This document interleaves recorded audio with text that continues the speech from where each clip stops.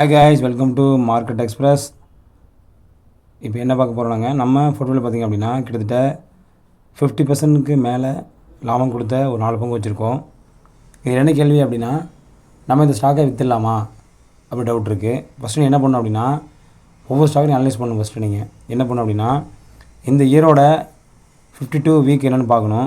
அதை கன்சிடர் பண்ணிக்கலாம். அப்படி இன்னொரு ஃபேக்டர் இருக்குது. என்ன ஃபேக்டர் அப்படின்னா, உங்களுக்கு இப்போது அந்த ஷேர் என்ன ப்ரைஸில் ட்ரேட் ஆகிட்டுருக்கு. ஃபார் எக்ஸாம்பிள் பார்த்திங்க அப்படின்னா, என்னோடய போர்ட்ஃபோலியோவில் Bharat technical, Exide Industries, CG Power and Industries, Motherson 4 stock பார்த்திங்கன்னா கிட்டத்தட்ட 50% மேலே லாபம் கொடுத்துட்ருக்கு. இது நான் என்ன பார்ப்போம் அப்படின்னா, இப்போதைக்கு கண்டிப்பாக இப்போ கவர்மெண்ட் திரும்பியும் அதை பொசிஷன் வந்துட்டாங்க அப்படின்னா, இன்னும் ஒரு 1 வீக் ஆர் 2-3 வீக்ஸ்க்கு அப்புறம் பார்த்திங்கன்னா எல்லா ப்ராஜெக்ட்டும் கையில் எடுத்துட்டாங்க அப்படின்னா இதனோட ஸ்டாக் ப்ரைஸ் கண்டிப்பாக இன்னும் இன்க்ரீஸ் ஆகும். ஸோ அதனால் என்ன பண்ணுறீங்க அப்படின்னா, இன்னும் ஒரு ஷேர் ப்ரைஸு கூடலாம் இல்லை குறையலாம், வாய்ப்பு இல்லை உங்களுக்கு. அது சப்போஸ் குறைஞ்சிது அப்படின்னா, நீங்கள் வச்சுருக்க ஷேர்ஸ் திரும்பி 70% வச்சுருங்க அப்படின்னா, ஒரு 10% கீழே இறங்கிச்சு அப்படின்னா 20% எனக்கு வச்சுப்போம்.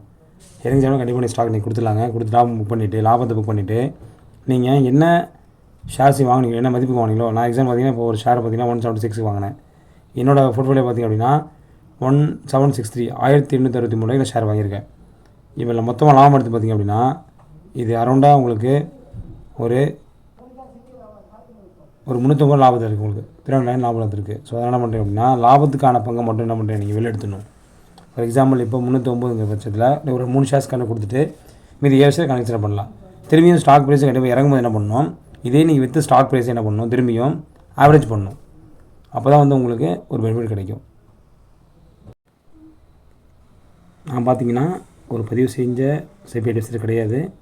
நீங்கள் நல்ல பதிவு பெற்ற செபி அட்வைஸ் கேட்டு ஸ்டாக்ஸை பர்ச்சேஸ் பண்ணி செல் பண்ணி பெனிஃபிட் பண்ணலாங்க. தேங்க்யூ மக்களே, தேங்க்யூ.